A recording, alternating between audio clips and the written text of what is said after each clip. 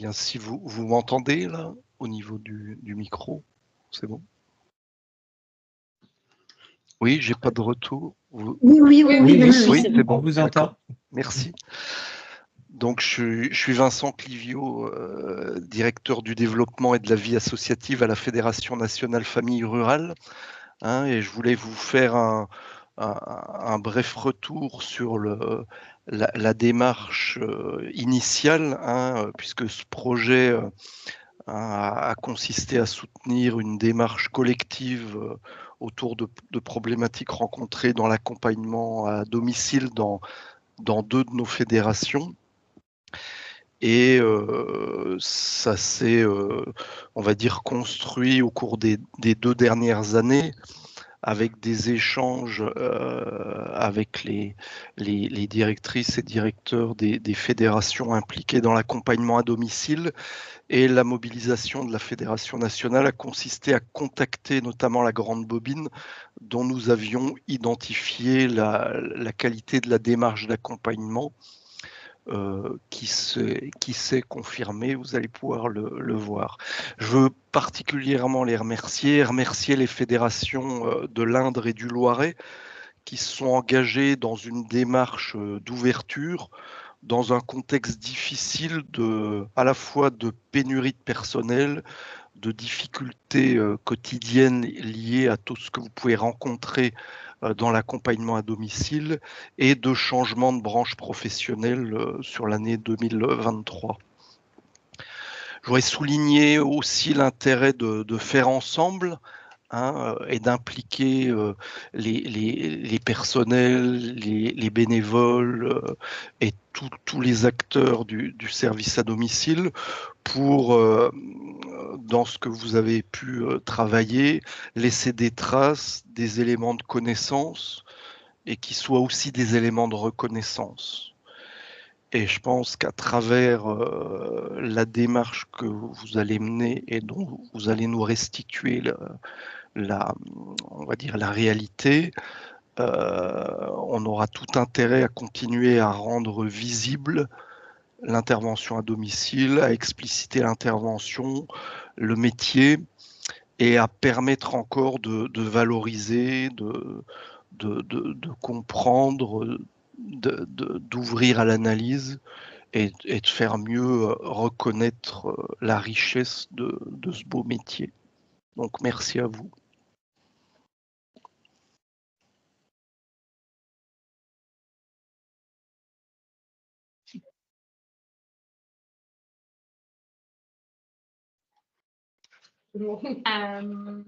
Bonjour. Donc, moi, je suis Lauriane Roch, je suis une des cofondatrices et co-gérantes de la Grande Bobine.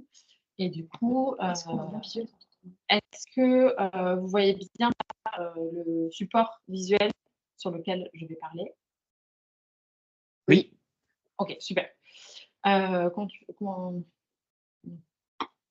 Ok. Donc, nous, pour vous expliquer un peu ce qu'on fait, donc on est une SCOP, donc une entreprise coopérative qui a été créée il y a 3 ans maintenant et dont le but est vraiment d'accompagner les projets de transformation des pratiques pour l'intérêt général, souvent dans le service public, mais aussi dans des établissements médico-sociaux ou pour des associations qui rendent du service au public, comme par exemple Famille Rurale avec des aides à domicile. Donc, c'est vraiment un outil d'accompagnement et on a en notre sein au moins la moitié de nos salariés qui sont ce qu'on appelle designers sociaux. Donc, c'est une méthodologie particulière dont on va vous parler, mais en tout cas qui essaye de prendre en compte vraiment les usagers, en fait, à chaque fois qu'on crée du service ou du projet et de faire avec. Donc, il y a plein de designs différents. Là, on vous a fait une petite page, un petit visuel pour vous expliquer. Donc, il y a du design comme on le connaît pour le web, graphique. Il y a aussi du design d'intérieur. Ça, c'est des choses qu'on connaît un peu, le design d'objets qui vont faire qu'on va créer une lampe ou une chaise beaucoup plus ergonomique ou plus utilisable. Et puis, il y a le design de service et d'expérience où là, on va vraiment concevoir un service avec les utilisateurs pour vraiment faciliter à ce service-là. Nous, on a choisi vraiment d'aller sur du service public ou alors en tout cas sur des services qui font du bien à des publics qui en ont besoin.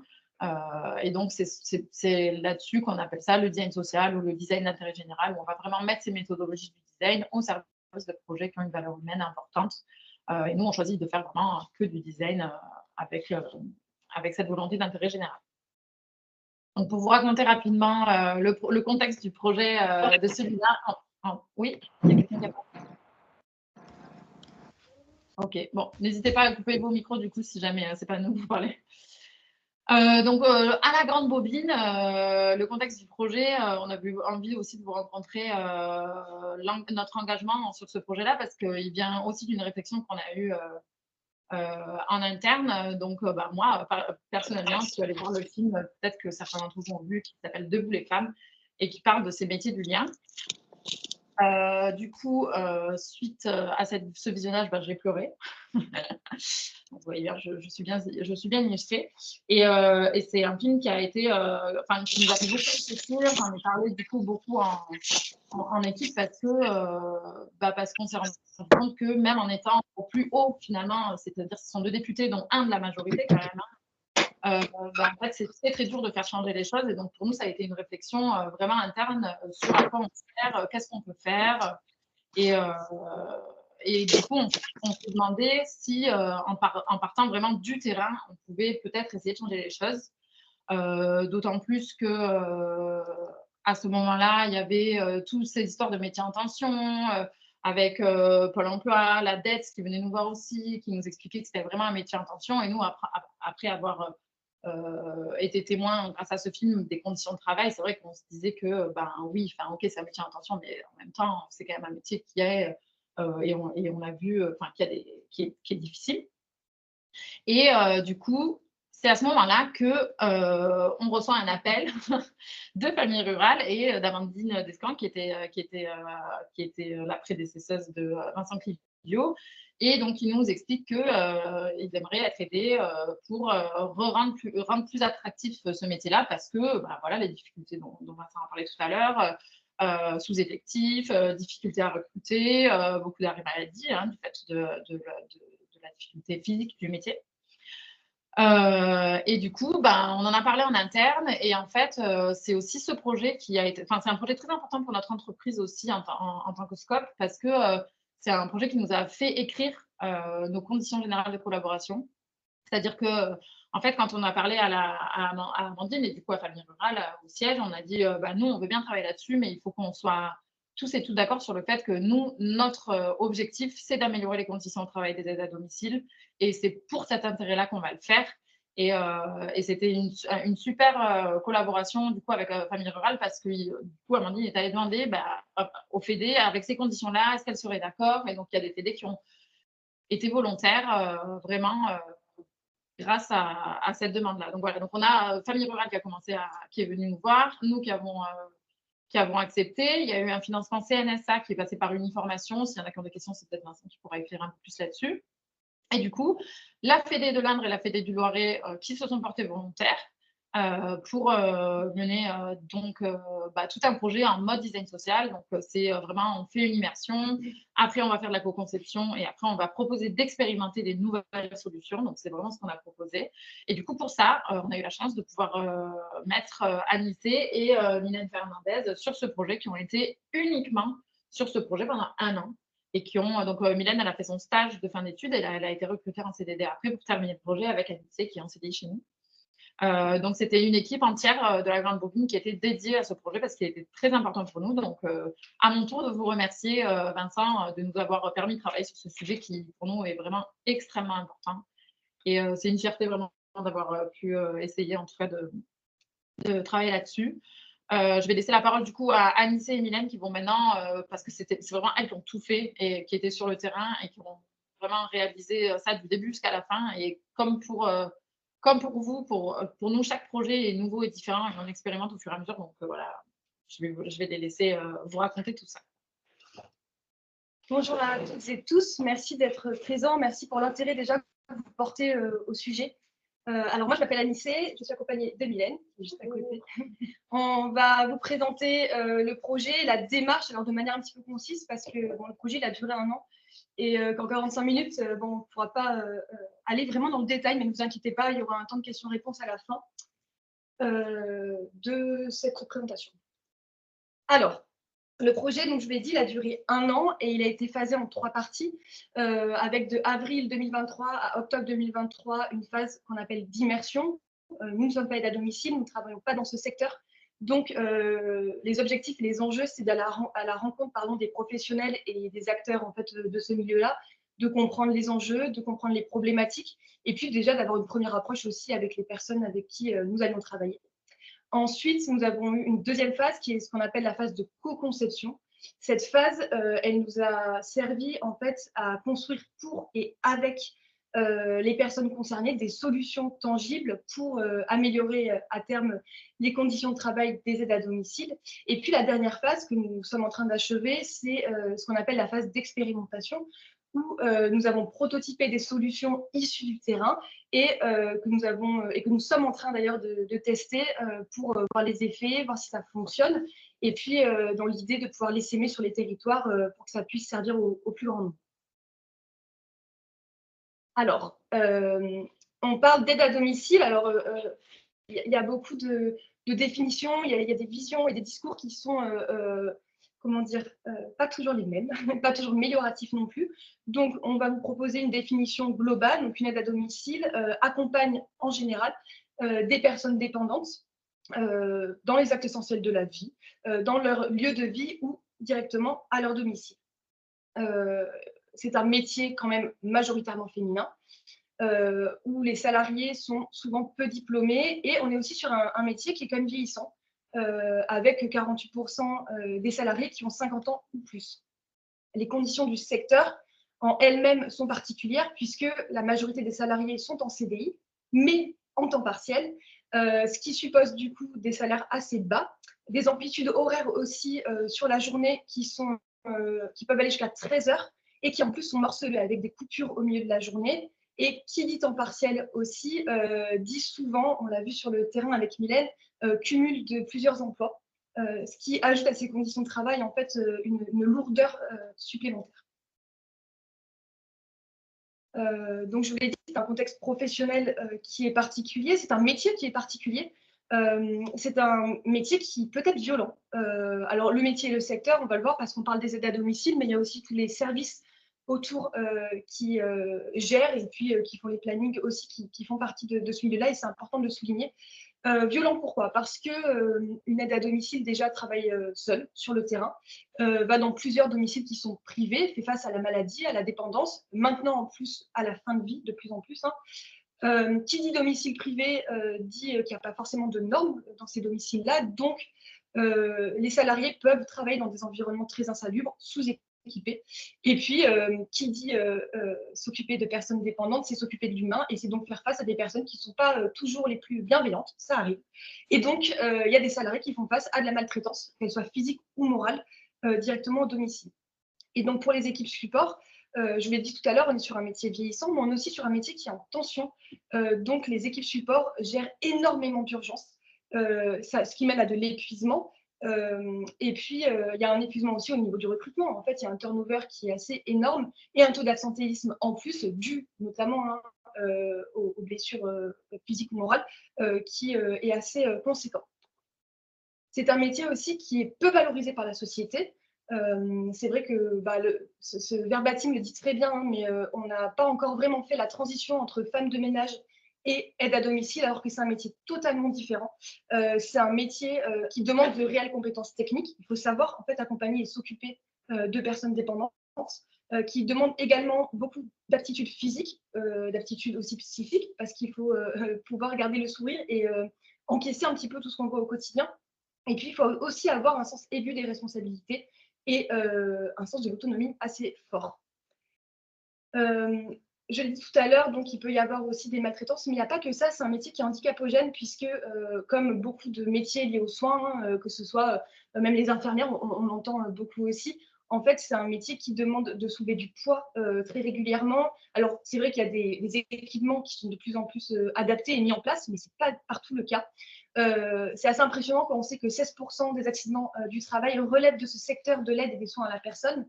alors qu'au niveau de la France, ça représente que 11% des effectifs des salariés. Donc, c'est assez fou. Et puis, il y a un contexte qui est un peu plus global, qui pose question et qui est assez alarmant. C'est qu'on a quand même un changement démographique qui est en train de s'opérer. On a un vieillissement de la population qui est croissant, avec des personnes dépendantes qui vieillissent et qui veulent rester chez elles. Il y a de moins en moins de personnes qui souhaitent aller en institution ou en établissement médicalisé, ce qui fait que les aides à domicile font face à des cas de plus en plus lourds, qui peut arriver d'ailleurs à des glissements de tâches, parce qu'une aide à domicile n'est pas forcément censée accompagner à la fin de vie. Et ce phénomène va s'amplifier puisque dans les projections de l'INSEE, on estime que d'ici 2050, 40% de la population française aura 60 ans et plus. Donc ça pose des questions sur les solutions, premièrement, à adopter pour accompagner nos proches aînés, mais ça pose aussi des questions dans les conditions de travail en fait, de ces femmes qui accompagnent les personnes âgées et les personnes dépendantes tous les jours avec des salaires et des conditions qui ne sont pas forcément optimales. Je vais laisser la parole à ma collègue Mylène. Tout à fait. Je vais tenter dans cette partie de vous expliquer un petit peu le diagnostic de terrain qu'on a pu faire à la suite des immersions. Dans un premier temps, j'aimerais aborder l'aspect communication qui a été un gros volet quand même de notre travail pour justement mobiliser, intéresser et fédérer les acteurs, les salariés autour de ce sujet et de les emporter finalement avec nous pour avoir leur expertise toujours autour de nous. Pour ce faire, avant toute chose, en fait, on a réalisé une vidéo qui est disponible sur notre chaîne YouTube où justement nous avons présenté le projet, présenté la démarche de manière assez visuelle et assez simple pour justement communiquer et fédérer autour du projet, notamment pour des problématiques logistiques, du fait que nous sommes à Nîmes et que les territoires pilotes sont l'Indre et le Loiret. C'était une manière justement de pouvoir commencer à avoir un premier contact avec toutes ces personnes. Dans un deuxième temps, on a réalisé des flyers qui nous ont servi pendant notre phase d'immersion. En fait, ça a représenté du coup les différentes phases du projet comme on vous l'a présenté, la démarche, mais aussi il y avait la présence de nos contacts pour justement donner toutes ces informations-là à toutes les personnes rencontrées durant la période d'immersion. Et enfin, tout au long du projet, on a réalisé des newsletters envoyés de manière assez régulière en fonction des phases de projet pour tenir vraiment à jour tous les acteurs. Et ça a été vraiment important pour donner du sens et montrer à quel point les personnes se sont investies, le travail qu'elles ont fourni avec nous et pouvoir aussi restituer, mettre tout le monde au même niveau d'information pour la continuité du projet, tout simplement, pour les différentes phases. Concernant l'immersion, en juin 2023, on s'est rendu sur les deux territoires, l'Indre et le Loiret, à tour de rôle. On a entamé ces immersions pour comprendre le quotidien des aides à domicile, pour les enjeux qui entouraient le métier, les conséquences que ça pouvait avoir sur les salariés, mais aussi sur leur santé à la fois physique et morale. C'était aussi pour interroger leur place dans la société, percevoir finalement la vision que les uns et les autres avaient sur la profession, sur le secteur et sur les problématiques qu'on a soulevées tout au long de ce temps. Pour ce faire, du coup, on a suivi pendant les tournées des aides à domicile qui se sont portées volontaires pendant 2 semaines. Du coup, on les a un peu suivis comme leurs ombres finalement. Et nous avons aussi profité de ce temps sur le terrain pour rencontrer des partenaires, notamment extérieurs. On a pu rencontrer des politiques, on a pu rencontrer des psychologues du travail, comme vous avez vu la citation juste avant. Mais aussi, on en a profité pour rencontrer les autres acteurs, du coup, les services supports, les personnes vraiment de la fédération, pour justement tisser ce lien de travail qui a commencé à émerger. Ce diagnostic dont on vous parle, je vais tenter de vous le résumer. Donc, il est divisé en 3 parties. Je vais commencer par les conditions de travail. Tout d'abord, on a constaté que que les aides à domicile travaillaient seules, se voyaient très peu et ne se connaissaient pas, voire très peu aussi. Les journées, comme a pu vous le dire Anissé, sont morcelées avec des salaires qui sont plutôt bas. Elles font face à des situations au domicile qui sont difficiles, qui amènent de l'épuisement physique et psychologique. Nous avons aussi remarqué que le travail au domicile privé avec des personnes dépendantes en plus peut amener des situations dangereuses et risquées pour les salariés parce que justement l'intimité de la maison et ce manque de regard sur ce qui peut s'y passer. Et la réalité de la pratique de terrain qu'on a pu voir, on a pu voir finalement une évolution par rapport aux cas de plus en plus lourds dû à l'augmentation de la dépendance, dû au grand nombre de personnes qui veulent être accompagnées au domicile. Et enfin, on a pu observer un manque de reconnaissance assez global, tant du côté des familles que du côté des bénéficiaires qui justement avaient ce regard, comme on vous l'a dit, cette transition entre la femme de ménage et l'aide à domicile, où justement il y avait cette difficulté.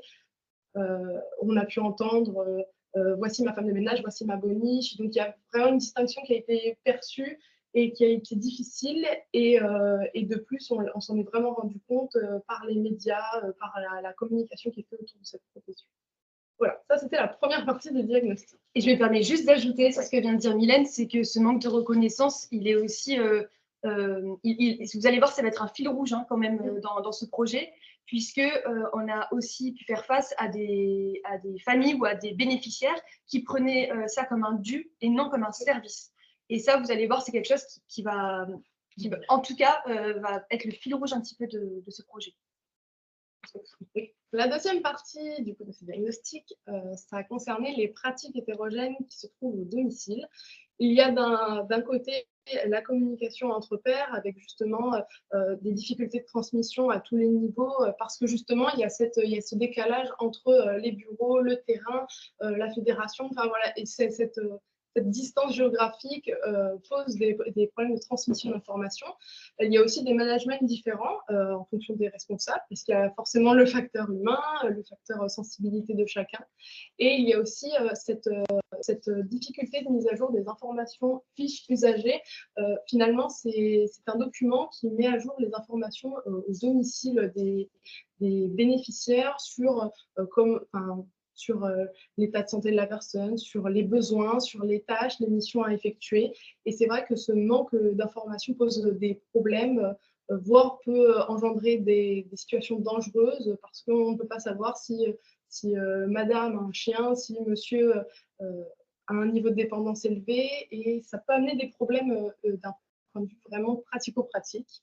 Il y a ensuite la mise en sécurité des salariés avec un manque de suivi et de formation des équipes, une manque de prise en compte de la parole qui a été soulevé, mais en même temps très, très difficile à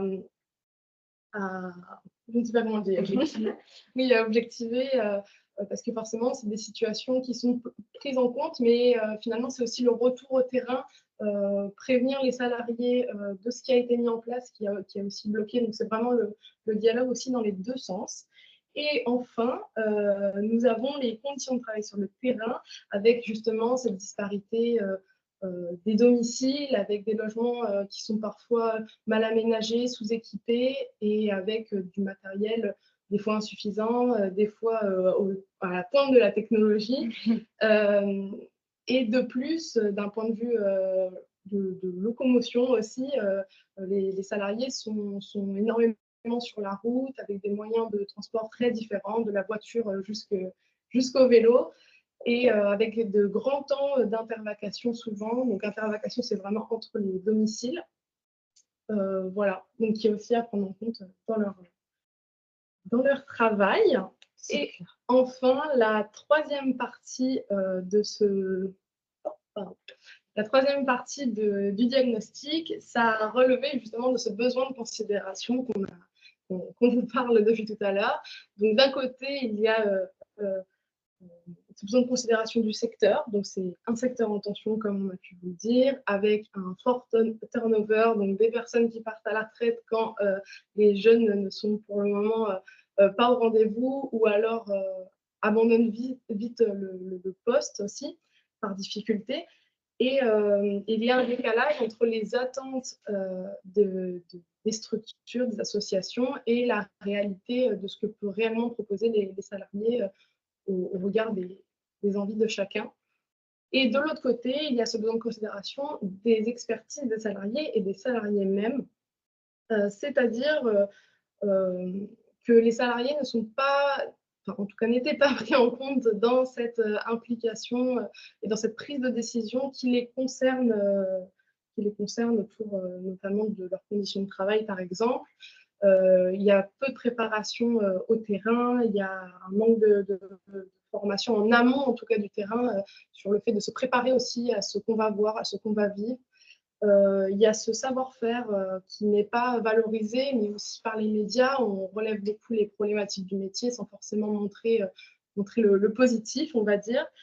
Et enfin, il y a le problème de reconnaissance du métier et de ces métiers, j'ai envie de dire, parce qu'on s'est rendu compte que du coup, être aide à domicile, ce n'est pas un seul et même métier, c'est un groupement de métiers, parce qu'en fonction de ses qualifications et de ses diplômes, on ne va pas être amené à réaliser les mêmes tâches et voilà, on n'a pas les mêmes compétences, donc ça suppose forcément des salaires différents, une distinction dans les actes qui malheureusement, par le manque de personnel, finissent souvent par des glissements de tâches aussi. Voilà pour ce que je repasse la parole à Anne. Donc, on a. Merci, Mylène. Mylène, elle vous a raconté de manière concise, on va dire, les résultats de ce diagnostic.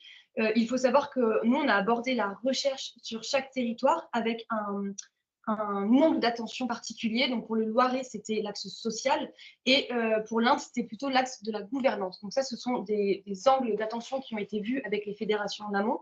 Et de ces angles d'attention, voilà, nous, on a tiré quand même 3 constats par territoire. Donc, dans le Loiret, on a une organisation globale qui est très, voire trop verticale, avec malheureusement un manque de connaissance des droits et des limites du côté des salariés sur le terrain, donc des aides à domicile. Des aides à domicile qui ne sont pas toujours consultées dans les décisions qui les concernent directement. Et puis avec, alors ça on va le voir sur les 2 territoires, mais avec aussi des managements qui varient énormément selon les responsables de secteur par secteur. Ce qui peut induire, comme d'autres facteurs, mais ce qui peut induire du coup des différences au sein même des équipes. Il y a aussi un manque de reconnaissance, on l'a dit, on va le redire. Mais voilà, il y a quelque chose qui est beaucoup revenu dans le Loiret, qu'on a interviewé les aides à domicile, les responsables et les services supports, c'est le besoin d'écoute et de considération, alors là pour le coup à tous les niveaux, et aussi un manque de connaissances entre eux. Donc il y a l'isolement du terrain, les aides à domicile travaillent seuls, les responsables de secteur, nous sommes quand même en ruralité, hein, il faut le rappeler, les responsables de secteur travaillent également seuls, donc en fait il y a une espèce de défiance parfois aussi de ne pas savoir ce que fait l'autre, est-ce qu'elle travaille vraiment, est-ce qu'elle a les mêmes horaires que moi, et ça, on trouve que c'est un vrai problème en tout cas, parce que dans la coordination des équipes et dans la confiance et dans l'interconnaissance des équipes, du coup, ce manque et cet isolement, enfin, ce manque de rencontre et cet isolement crée forcément des problématiques d'ordre fonctionnel, d'ordre humain.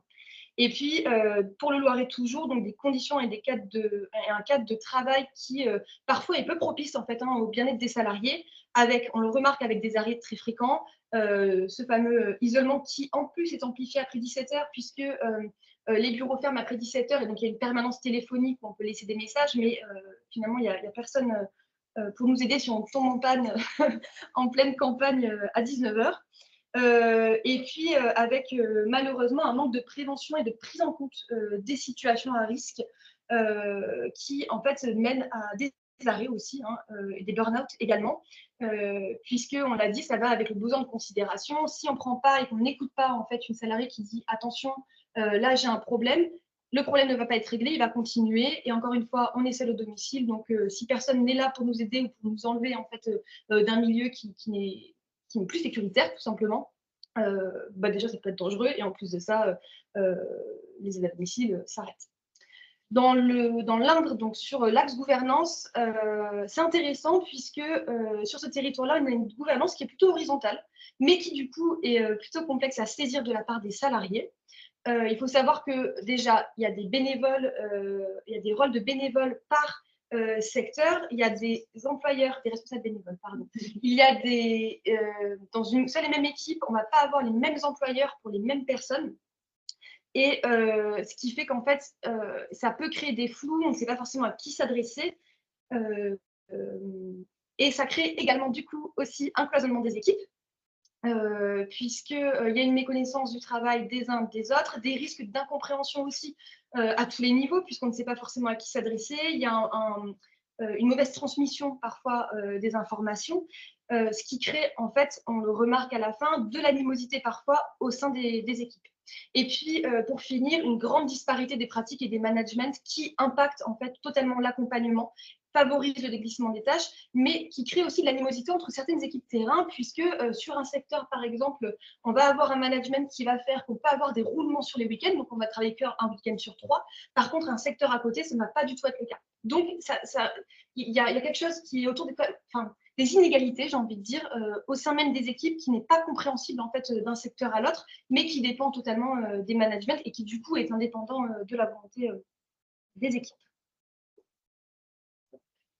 Ce qu'on retient quand même et qui pour nous est plutôt important, c'est que les personnes que nous avons rencontrées, les aides à domicile que nous avons suivies dans leur tournée, la majorité, quasiment toutes, ont choisi ce métier, sont contentes de le pratiquer. Mais ce qu'elles demandent, c'est une valorisation du secteur et surtout de mettre des moyens pour améliorer les conditions de travail. Parce qu'elles disent qu'elles, leur métier, elles l'aiment, mais que malheureusement, sur une longue durée, ne pourront pas le faire si on ne change pas de manière concrète, en fait, leurs conditions de travail sur le terrain.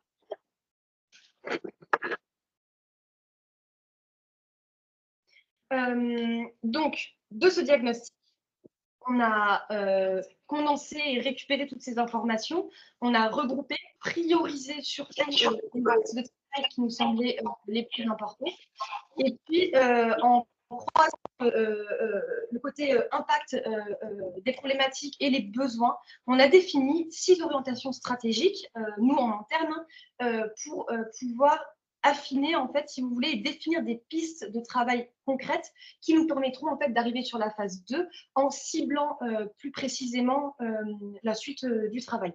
On a livré ces orientations stratégiques aux équipes internes de familles rurales et, attention,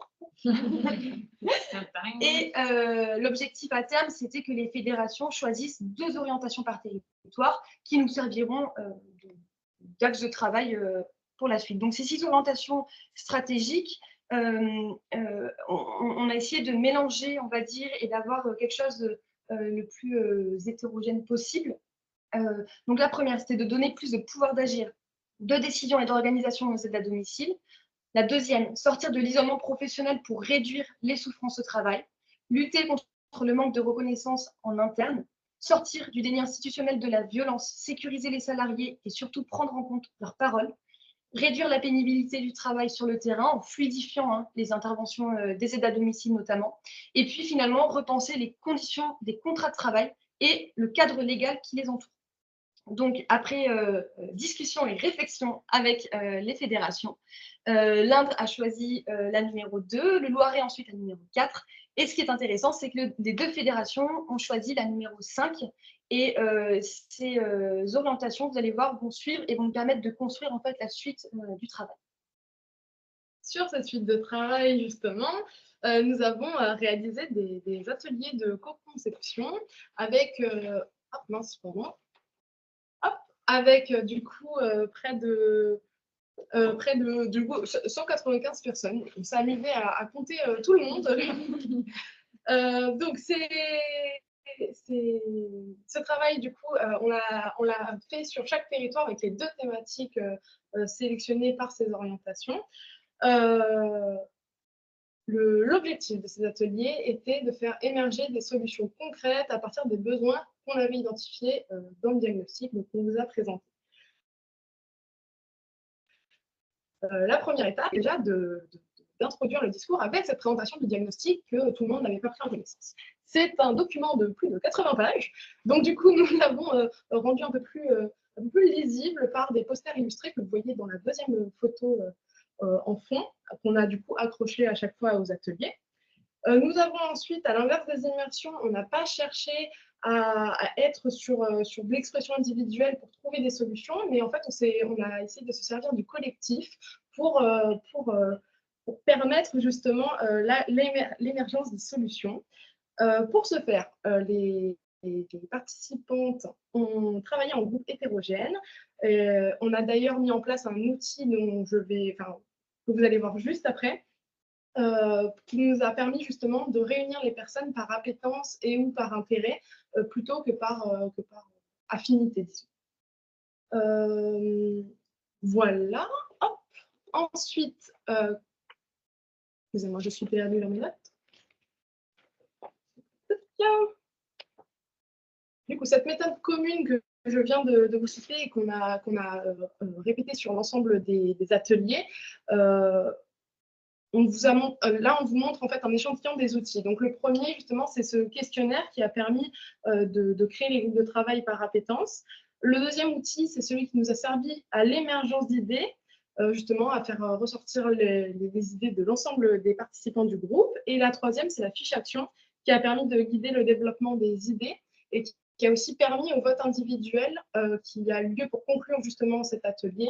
Chaque participant est venu annoter l'idée qui, d'après lui, était la plus pertinente. Ce qu'on retient de ces ateliers, c'est avant tout que tout le monde a joué le jeu, qu'il n'y a pas eu de barrière. On s'est vraiment retrouvé avec des participants qui avaient une forte volonté de faire changer les choses, de faire évoluer vraiment les pratiques, pardon. Et tout le monde s'est prêté à l'exercice quand même compliqué de la co-conception. Et rien que pour ça, on peut les remercier quand même encore une fois. C'était vraiment très enrichissant de partager ça avec eux. Pardon, on va trop vite. De ces ateliers, nous sommes rentrés à Nîmes et nous sommes revenus avec près de 80 projets proposés et votés par le collectif. Ce qui nous a donné... on a récupéré ces 80 projets, on les a regroupés, on les a thématisés et puis on a priorisé les actions qui nécessitaient notre expertise en fait pour les mettre en œuvre sur le terrain. Il faut savoir qu'on a aussi fait des préconisations. On ne va pas vous les montrer aujourd'hui, mais c'est-à-dire qu'en fait, dans les projets qui ont été proposés, certains pouvaient totalement être menés par les fédérations sans notre accompagnement. Donc, nous, on a pris ces projets et on s'est dit, bon, il faut qu'on puisse proposer des solutions qui vont être concrètes, qui sont issues du travail et donc de la nécessité en fait, des participants. Donc, on les a priorisés et on en a créé 6 expérimentations. En fait, 6 expérimentations, c'est 6 propositions de projets, de services finalement, qui ont été ensuite présentées, pareil, aux 2 fédérations.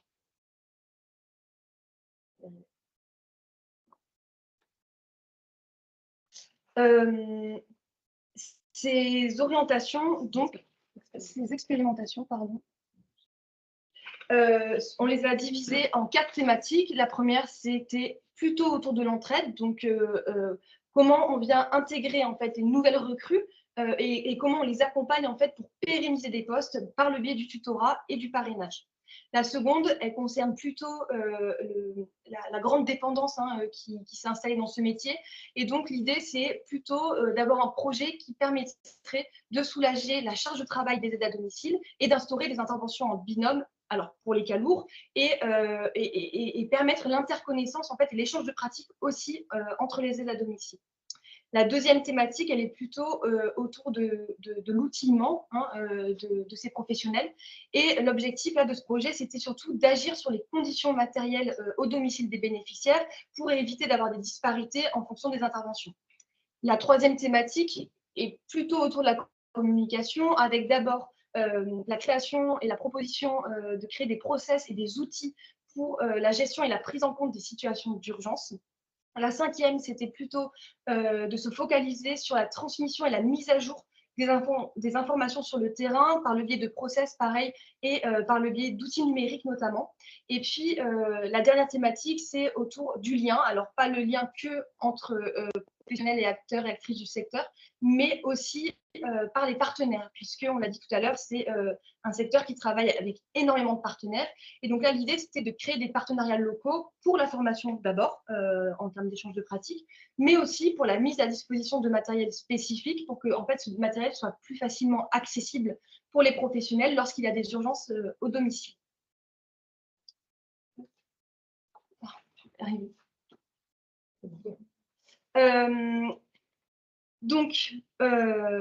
Pardon.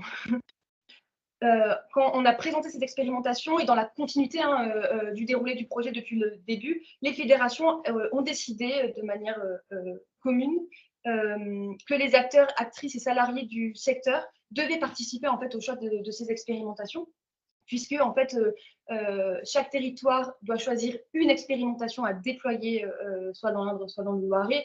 Et comme les salariés quand même sont les premières concernées par ce qui va être mis en place, on a décidé de créer des questionnaires qui ensuite ont été envoyés aux acteurs, actrices et puis salariés de ce secteur. On a décidé également de faire ce questionnaire par le biais d'un jugement majoritaire, puisqu'on voulait en fait aussi pouvoir calculer et percevoir l'impact que d'après elle, je dis elle beaucoup parce que ce sont des femmes, qui d'après elle, enfin, quel projet allait avoir le plus d'impact en fait sur le terrain, sur leurs conditions de travail. Donc on a présenté les 6 expérimentations. À l'aide d'une échelle, les participants ou les votants ont sélectionné ce qui leur paraissait avoir le plus d'impact, le plus de pertinence. Et ce qui, pour nous, était important de souligner, c'est que dans le territoire de l'Indre, en termes de considération, pour nous, c'était assez important. Les services supports ont décidé d'envoyer les questionnaires très, très largement à tout le monde. Et pour que ça se fasse facilement, elles ont même créé un tutoriel pour expliquer comment pouvoir voter. Ce qui nous a permis, en fait, d'avoir aussi un nombre de votants et votantes qui était, vous allez le voir, assez exceptionnel. Suite à ces votes, donc on a quand même eu 73% des votants et votantes, c'était des aides à domicile dans l'Indre, et 82% des votants et votantes étaient des aides à domicile dans le Loiret. Alors, ce qui est intéressant pour nous, c'est que d'une manière générale, en fait, toutes les expérimentations proposées, elles ont été retenues comme moyen efficace pour changer les choses et améliorer finalement les conditions de travail des aides à domicile. Pour nous, c'est très positif parce que ça veut dire que ce qui a été vu dans le diagnostic, ce qu'on nous a dit, ce qui a été co-construit dans la deuxième phase, en fait, c'était vrai déjà, et qu'il y avait une pertinence à tous les niveaux. Donc, nous, déjà, ça nous a rassurés. Mais ce qui était intéressant aussi, c'est que de pouvoir répondre en fait à ces besoins identifiés et aux actes de travail co-construit avec les professionnels, ça légitimait aussi, en fait, si vous voulez, la parole et les besoins des professionnels. Donc, quand même, 3 expérimentations par territoire se sont démarquées, mais vous vous doutez bien qu'on ne pouvait pas tout faire. Donc, en interne, on a refait une réunion avec les 2 fédérations et nous avons pesé, on va dire, un petit peu le pour, le contre de l'expérimentation phare qu'il fallait tester jusqu'au mois de mai. Pardon. Donc, vous le voyez, les expérimentations choisies ne sont pas forcément celles qui étaient sur le podium, en tout cas en tête de liste, pour des raisons déjà financières en fait, et des raisons humaines, pour qu'on puisse faire quelque chose de concret et quelque chose qui soit testable aussi de manière assez rapide. Donc, dans l'Indre, l'expérimentation qui a été choisie, c'est de mettre en place des interventions en binôme pour les cas lourds. L'idée étant quand même de pouvoir concilier la prise en charge des bénéficiaires et la santé au travail des salariés. Et puis dans le Loiret, c'est la mise en place d'un système de parrainage pour l'intégration des nouvelles recrues qui a été choisie. L'idée étant aussi de pouvoir soulager les responsables de secteur, soulager aussi les équipes en évitant le turnover, et puis de garder en fait les recrues aussi directement le plus longtemps possible, et puis de les sécuriser par un vrai accompagnement. Ok. Comment on a fait pour mettre en place ces expérimentations? Donc, dans un premier temps, les fédérations ont fait un appel à volontariat en fait sur les territoires, puisque vous vous doutez bien qu'on ne peut pas expérimenter sur le territoire en entier, c'est beaucoup trop grand. Et puis on a besoin d'avoir des tests et des données très précises en fait pour savoir si une expérimentation fonctionne. Donc dans l'Indre, on a eu deux secteurs volontaires, ce qui représente environ 25 salariés. Et dans l'Indre, pareil, 2 secteurs volontaires qui représentent environ 70 salariés. Pour construire des processus et construire le projet finalement d'expérimentation avec les pilotes et pour qu'ils soient le plus juste possible pendant 1 mois. Nous avons fait des réunions hebdomadaires en se donnant des missions en fait, et des tâches, chacun de notre côté.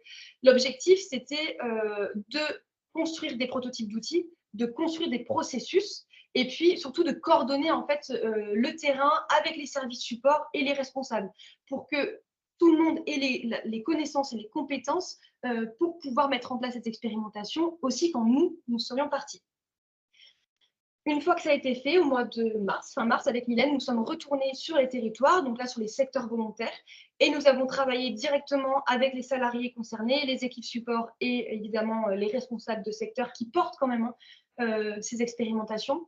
L'objectif, cette fois, c'était de leur présenter les processus que nous avions imaginés, les prototypes d'outils, et puis en fait qu'on vienne les retravailler, qu'on les adapte et qu'on arrive à des versions plus ou moins finales qui soient en accord avec la réalité de terrain des salariés, puisque l'objectif c'est que les salariés, les aides à domicile puissent s'en saisir facilement une fois que nous serons partis et s'assurer aussi en fait que ce soit pertinent, que nous on n'imagine pas aussi des choses de notre côté, que ce soit faux et que ce soit pas du tout utilisable dans la pratique. Alors, on va faire un focus tout d'abord sur l'Inde. Je vais vous présenter la construction de cette expérimentation, toujours de manière assez concise. Ne vous inquiétez pas, s'il y a des questions, on aura un temps à la fin et on pourra revenir sur des points plus précis ou même sur des outils. Pour cette expérimentation dans l'Indre, on a plusieurs objectifs. D'abord, des objectifs qui sont directs. Le premier, c'est de limiter les arrêts pour cause de blessures ou de burn-out. Mais c'est aussi en fait d'assurer un cadre de travail sécurisant et dans lequel les salariés ont envie de rester. Puisque l'objectif, c'est aussi de fidéliser les salariés et qu'elles se sentent bien. Le troisième, c'est surtout, pour nous, c'est hyper important, c'est de proposer un accompagnement au domicile plus respectueux des salariés, des personnes aidées, et de diviser en fait la charge de travail en mutualisant des expertises, des ressources, mais aussi de diviser la charge de travail du côté des responsables de secteur qui prennent beaucoup d'appels, qui doivent gérer leurs équipes, qui ne vont pas toujours bien en fait à cause de ce qui se passe au domicile.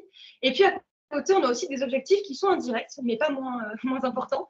Tout d'abord, c'est de valoriser et reconnaître l'expertise des salariés sur la détection des situations complexes. Ça, c'est vraiment pour nous, c'est un point qui est très important, puisque les aides à domicile qui sont seules dans leurs interventions, c'est les seuls en fait à savoir ce qui se passe. C'est les seuls à pouvoir dire « oulala, là le logement est insalubre, la personne elle est en grande dépendance, moi je ne vais plus pouvoir l'accompagner » ou alors ça met la personne dans une situation de maltraitance. Et il était important pour nous qu'on donne une vraie place en fait à leur parole et à leur expertise dans la détection de ces situations-là. Par le même biais, du coup, c'est faire monter en fait en compétences les salariés, puisque qui dit analyse et détection et binôme dit soutien et dit entraide et donc apprendre de nouveaux actes, de nouvelles manières de faire avec des collègues. Et en dernier, la création évidemment de ce lien d'entraide, mais aussi la communication en fait entre pairs qui pour nous serait plus simple parce que en fait de devoir détecter, d'aller voir sa responsable de secteur et de pouvoir en parler, ça évite l'isolement. Ça évite aussi parfois en fait, de se dire bon non mais peut-être que je pense ça mais parce que c'est les risques du métier. Et non, en fait je peux aller en parler, je suis légitime d'aller en parler et ça pour nous c'était pareil un point très important. Donc la solution en collaboration avec les services supports et puis les aides à domicile, on a conçu un outil à destination, tout d'abord, dans un premier temps, des aides à domicile, un outil qui permettrait en fait d'évaluer une situation au domicile en faisant une transmission après à la responsable. L'objectif de ce fichier, c'est de pouvoir, dans un premier temps, de manière très factuelle, identifier au domicile quels sont les besoins, quel est le niveau de dépendance de la personne, est-ce qu'il y a des proches en fait qui sont là, est-ce que la personne est très seule, est-ce que peut-être il y a l'apparition de la maladie, parce qu'en fait parfois les services de soins ne passent pas toujours et donc il n'y a que les aides à domicile qui peuvent le savoir. Et puis en dernier, il y a une espèce d'auto-évaluation de la salariée pour qu'elle puisse dire à sa responsable de secteur comment elle, ça l'impacte physiquement et psychiquement en fait dans son travail. L'objectif aussi, c'est que cet outil, une fois qu'il est transmis à la responsable de secteur qui s'occupe de communiquer avec les familles, avec les proches, et qui donc s'occupe des dossiers, cet outil, ça devient aussi un outil de médiation, puisque ça donne une légitimité aussi à la responsable de secteur lorsqu'elle demande aux familles d'appliquer des changements. Donc, elle dit, bah, en fait, là, il va falloir des binômes parce que ça devient compliqué pour X ou Y raison, et que la famille dit, ah bah non. En fait, si la responsable, elle a ce que ses salariés lui ont décrit, c'est écrit et ça devient du coup en fait un support de médiation et pas que théorique aussi face aux familles. Et ce qu'on a créé en même temps que cet outil, c'est un document de médiation que vous voyez sur la gauche du diaporama, un document qui devrait maintenant être donné à chaque nouvelle ouverture de dossier auprès des familles pour qu'elles soient au courant et informées que s'il y a un problème, c'est-à-dire qu'il y a plus de dépendance, si le bénéficiaire peut devenir violent, hein, que ce soit par pathologie ou autre, s'il y a de la fin de vie, c'est pas facile d'accompagner quelqu'un en fin de vie et que sur un temps donné, il faut que 2 aides à domicile soient ensemble pour accompagner la personne jusqu'au dernier moment. En fait, la fédération se réserve le droit d'abord de proposer et, dans le cas d'urgence, d'imposer en fait des interventions en binôme. Pour résumer un petit peu tout ça, je vous ai remis, on va dire, le parcours usager un petit peu de cet outil, de cette expérimentation. L'idée, c'est que on a essayé en fait de définir des situations qui nécessiteraient des interventions en binôme, parce qu'on ne peut pas le mettre partout, hein, pour des raisons financières assez évidentes. On a décidé qu'il n'y avait que des situations de cas lourd ou de détresse ou d'urgence qui étaient concernées pour l'instant, évidemment, par ces interventions en binôme. Il faut savoir que, en accord avec la Fédération de l'Indre, il a été décidé qu'en cas de refus, alors que la situation nécessite absolument des interventions en binôme, donc quand je dis binôme, ça peut être 2 aides à domicile ou une aide à domicile et une infirmière libérale, un SIAD, etc. La Fédération de l'Indre se réserve le droit de réorienter la personne vers un établissement ou vers une autre structure et de mettre obligatoirement un binôme sur la période de préavis de 1 mois pour soulager et sécuriser les salariés et puis parallèlement en fait aussi la personne aidée. Voilà, j'ai été un peu rapide. Je vais laisser la parole à Catherine Pellereau, qui est une des responsables de secteur volontaire sur le secteur de Châtillon et qui vous parlera un petit peu plus concrètement de ce qui se passe sur le terrain actuellement et de la mise en œuvre de cette expérimentation. Catherine, je te laisse la parole. Oui, bonjour à tous. Donc, je suis Catherine Pellereau, je suis responsable de secteur à Châtillon-sur-Indre. Nous avons 40 salariés et nous aidons à peu près 190 à 200 personnes. On avait déjà mis en place des interventions en binôme, mais c'était vraiment de façon artisanale et le fait de participer à cette expérimentation, moi, m'a permis d'officialiser les choses. Et effectivement, comme le disait Anissé, ça me donne du poids face aux familles quand on veut mettre une intervention binôme pour les cas les plus lourds. Depuis, les aides à domicile ont été très contentes de pouvoir participer à l'élaboration de ce projet. Elles ont vraiment été heureuses qu'on reconnaisse leurs difficultés et qu'on reconnaisse aussi leur capacité de déterminer les situations compliquées. Elles sont les seules sur place. Les situations peuvent se dégrader de façon très rapide Et une chute peut nécessiter dès le soir une intervention en binôme et on n'a pas le temps de mettre en place du matériel, de faire appel au SIAD. Donc c'est vraiment pour les aider, pour les mettre en sécurité et mettre en sécurité aussi la personne aidée, qu'on met des interventions en binôme. Jusqu'à présent, c'était de la négociation avec les personnes ou les familles pour la prise en charge financière, puisque en général, quand on met un binôme, on dépasse le plan d'aide. Donc on négocie, soit les familles prennent en charge d'autres interventions, comme sur certains cas, la famille prend l'intervention, le repas du midi, pour nous laisser plus de temps pour faire un binôme le soir. Voilà, donc pour l'instant, depuis l'expérimentation, avec le document, j'ai pu intervenir chez une personne et j'ai pu négocier parce que c'est vrai que la famille n'était pas prête à financer les heures. Donc, en ayant un document, j'ai pu montrer que c'était pas juste les aides à domicile qui n'étaient pas capables, c'est quelque chose qui existe, c'est quelque chose qui est reconnu par la fédération et par famille rurale.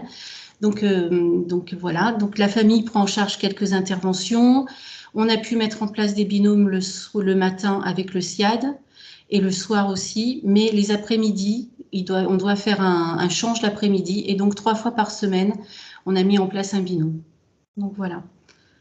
Je ne sais pas si j'étais claire, si vous avez des questions. C'est parfait, merci Catherine.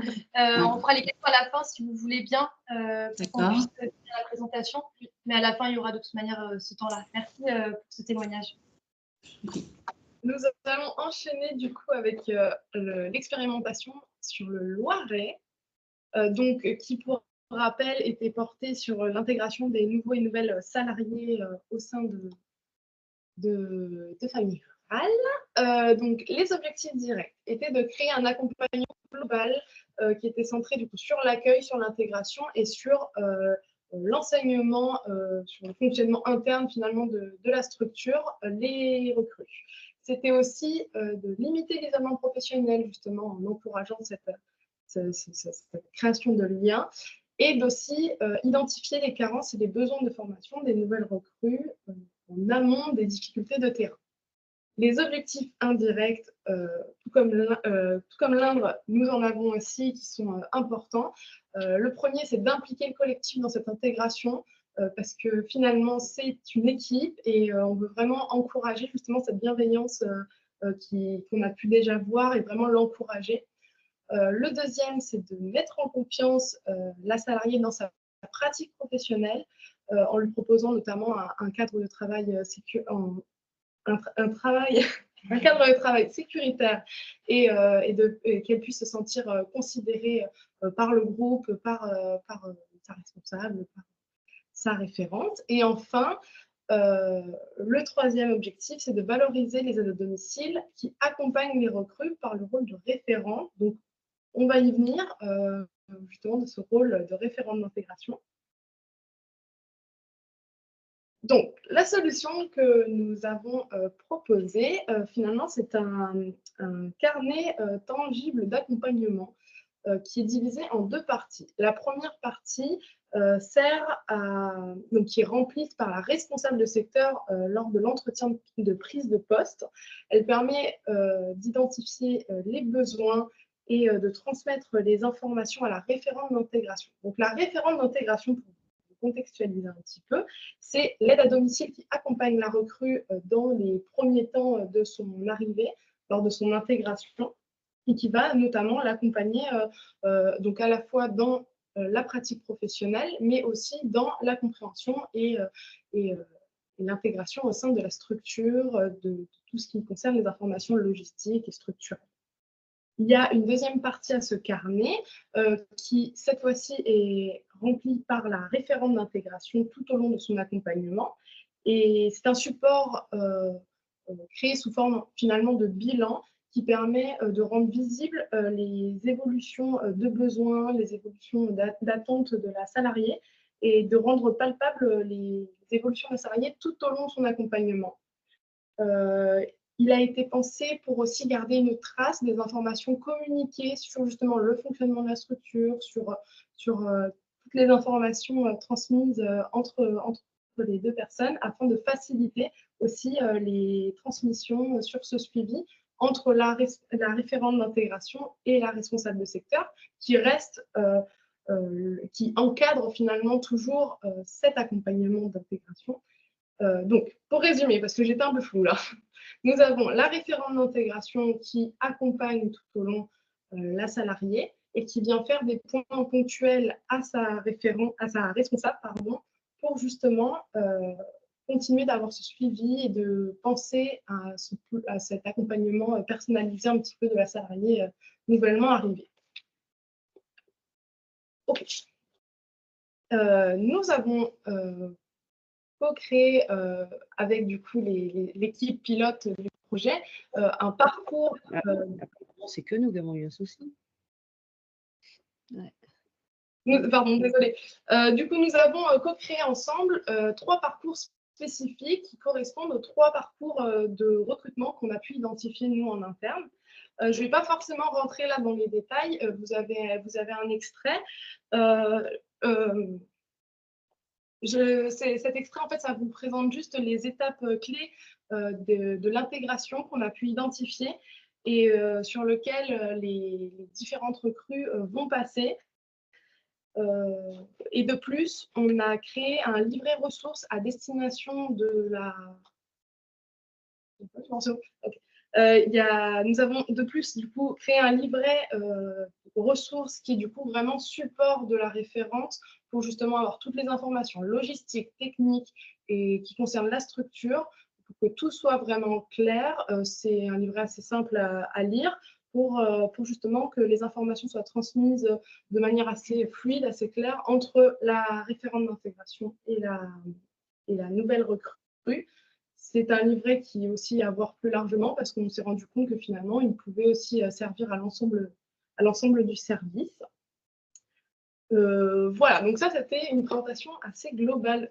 Je vais maintenant laisser la parole à Caroline Péjard, qui est responsable de secteur de 2 secteurs, donc Orléans et Aglo-Ouest dans la Fédération de Loiret, pour qu'elle puisse nous faire justement ce retour d'expérience et avec son témoignage. Bonjour à toutes et à tous. Donc, je suis Carolina Féjard. Comme ils viennent de le dire, je suis responsable des 2 secteurs. Actuellement, j'ai une équipe des 24 personnes, toutes avec un niveau différent par rapport aux tâches que chacune fait dans leur métier. Donc, ce que je vais dire va être un peu réverbatif parce que vous aviez déjà à peu près tout dit. Donc, j'ai fait hier, fin lundi, ma réunion de service, des secteurs, pardon. Le retour des salariés était très positif parce que ça leur a permis en fait de se retrouver quand on a fait les ateliers dans un cadre moins professionnel et plus convivial. Ça leur permet aussi de renforcer les liens professionnels, mais aussi en dehors du boulot. Donc, elles sont contentes d'avoir été prises en compte. Donc dans la constitution du projet, parce que tout simplement, ça valorise leur place dans l'équipe et dans l'entreprise. Ça leur a permis aussi de comprendre que peu importe les tâches que chacune fait, elles ont aussi leur mot à dire et puis leur avis par rapport à l'accueil de nouvelles salariés et comment vous dire, la mutualisation aussi des pratiques. Qu'est-ce qu'on attend de ces projets? Ben, moi, en tant que responsable et aussi les salariés, c'est qu'ils puissent mutualiser les pratiques. Ça fera gagner du temps aux salariés et puis à toute l'équipe aussi, hein, tout simplement. Et puis, ça permettra aussi d'améliorer la prise en charge des nouvelles personnes quand elles rentrent dans l'équipe. En fait, en ayant des pratiques un peu plus hétérogènes, il y aura certainement moins de blessures, moins d'arrêts et puis moins de fatigue à long terme. Parce que bah, les pratiques elles seront les mêmes pour tout le monde et ça permettra aussi d'avoir une continuité dans le service donné aux usagers et par rapport au travail, parce que l'une va pouvoir continuer le travail de l'autre, bah, parce qu'elles se connaissent déjà, parce qu'elles peuvent communiquer, etc. Et ça leur évitera bah, de perdre du temps à se dire je ne sais pas faire ceci parce qu'on m'a pas montré ou j'ai peur de faire cela, je sais pas. Voilà, donc ça permet aussi de rassurer les usagers parce que c'est dire voilà, cette personne je la connais, je l'ai déjà vue, mais elle l'a déjà présentée, elle sait quoi faire, elle sait où aller. Ça permet aussi de les rassurer. Donc, par rapport aux outils, ben, ils sont très pratiques. J'ai pu faire un entretien il y a 2 jours également avec donc le livret d'accompagnement. Ça permet de balayer rapidement en fait comment vous dire, les besoins et les tâches, si vous voulez, euh, par rapport au métier et savoir vraiment comment on peut accompagner la personne sans pour autant la faire remplir un questionnaire qui va durer 30 minutes, 1 heure. On peut plus passer du temps avec la salariée et pouvoir mieux accorder par la suite le tutorat et la personne qui pourra l'accompagner. Voilà. Merci. Merci Carolina. De rien. Je vais laisser la parole à Lauriane pour la dernière partie de cette présentation. Voilà. Ok. Je peux faire un sinon. Donc, vous l'aurez compris, c'est quand on parle d'expérimentation, c'est bien évidemment qu'on teste des solutions, on n'a pas la science infuse. Les professionnels qui viennent de vous parler ont fait un travail quand même colossal en co-construisant absolument tout avec les salariés, mais les outils viennent aussi de leur formation de designer. Et du coup, c'est des choses qui se testent forcément. Donc, l'idée de faire un projet expérimental comme ça, c'est forcément de l'évaluer parce que, aussi, vous l'aurez compris, c'est un projet qui nous tient à cœur et que l'évaluation et le fait de la preuve par l'exemple pour montrer que ça fonctionne, c'est quelque chose qui peut amener à créer des changements de manière plus globale. Donc, voilà, on essaye de partir du terrain et de diffuser et d'essaimer des choses qui peuvent vraiment, on l'espère, améliorer les conditions de travail et du coup la vie de ces femmes pour la plupart. Du coup, évaluer des expérimentations, ça se fait évidemment à plusieurs niveaux. Donc, on a l'évaluation des outils qui ont été proposés, de leur prise en main, de leur fonctionnement, de l'effectivité. OK, ça a marché, ça va pas marcher, c'est compliqué à mettre en place, c'est facile à mettre en œuvre.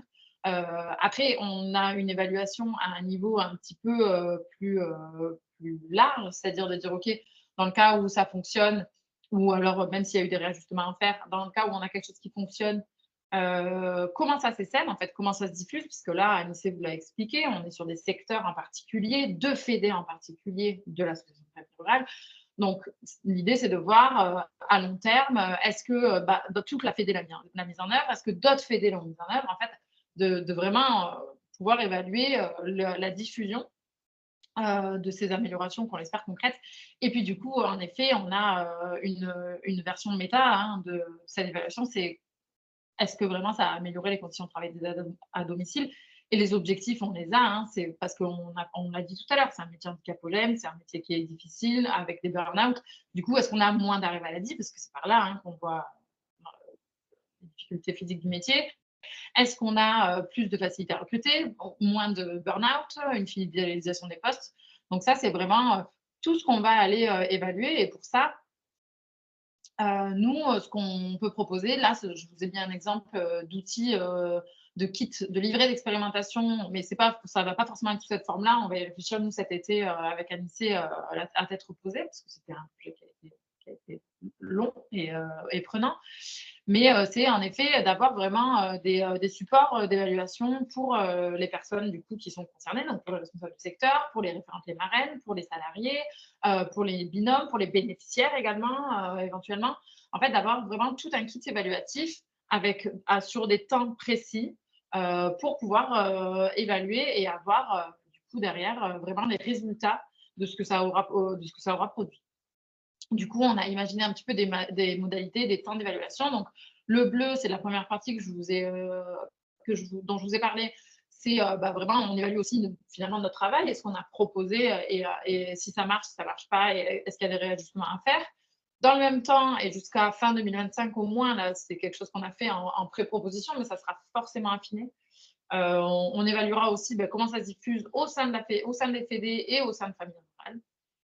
Et après, plus long terme, il faudra évidemment qu'on évalue les résultats sur les conditions de travail des aides à domicile. Donc, vous voyez, il y aura évidemment des études chiffrées, le nombre de candidatures aux offres d'emploi, l'évolution du nombre d'arrêts, etc., mais aussi des questionnaires plus qualitatifs et plus sensibles sur le ressenti des bénéficiaires, des salariés, des responsables de secteur, parce qu'elles sont intimement, directement impactées aussi par la souffrance des aides à domicile, c'est sûr, et par toutes les personnes qui sont concernées par ces changements. Donc voilà pour... Ouais, je vais y arriver. Il faut dire quoi là-dessus? Pour conclure cette présentation de projet, au revoir.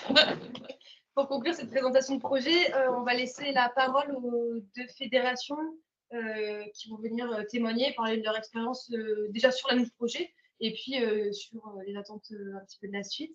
Donc, dans un premier temps, je vais laisser la parole à la Fédération du Loiret, représentée par Monsieur Nigron, directeur de la Fédération départementale, et puis à Madame Chandon, chef de projet QVT et conseillère technique en amélioration continue. Et puis ensuite, on laissera la parole au territoire de l'Indre.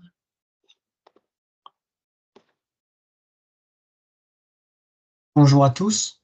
D'abord, je voudrais exprimer un grand merci auprès de tous les participants à ce webinaire, cette visioconférence. On était jusqu'à 45 et donc merci pour l'intérêt que vous avez porté à notre travail. Je voudrais remercier aussi spécifiquement notre fédération nationale, donc Vincent Clivio qui a pris la parole, mais aussi Amandine Descamps. J'ai vu qu'elle était connectée, donc merci Amandine. Et puis remercier nos financeurs, donc notre Fédération nationale, Uniformation, la CNSA qui ont été cités, mais aussi les conseils départementaux, en particulier celui du Loiret. Alors, dès le départ, nous adhérions au concept de design social, en particulier avec l'idée de servir l'intérêt général au-delà de simplement notre structure. On est dans une démarche de partage, une démarche open source pour avoir une production libre de droits et reproductible. Une démarche de transparence, y compris sur la restitution. Vous avez vu que le diagnostic était sans concession. Il faut mettre des mots sur les réalités pour rechercher des axes d'amélioration. Voilà. Au niveau de l'accompagnement de la grande bobine, donc, c'est une démarche qui a été extrêmement enrichissante, une durée d'1 an, une démarche qui est constructive, une démarche qui est participative, interactive, qui est mobilisatrice. En particulier de l'implication des aides à domicile jusqu'à l'ensemble du management des fonctions support. On a eu des réponses qui sont extrêmement concrètes et opérationnelles et expérimentales. Vous avez vu au travers des exemples que c'est clé en main, c'est applicable immédiatement. Et puis aussi dans la démarche, toutes les questions que l'on se pose sont aussi importantes que les réponses qu'on peut apporter. Voilà, donc ce n'est qu'un commencement, on est clairement impliqué dans une démarche d'amélioration continue. Les idées retenues, bien sûr, elles sont là, mais il y a aussi aucune idée ne va être abandonnée. On prendra le temps de les ressortir et de les réexpérimenter parce qu'il y a une production extrêmement riche au-delà de ce qui vous a été présenté. Après, voilà, les buts, c'est la reconnaissance du métier. Et la reconnaissance du métier passe par la reconnaissance de ses réalités, ce qu'on a fait aujourd'hui. Le but aussi, c'est de pouvoir mobiliser plus de moyens pour pouvoir continuer à progresser.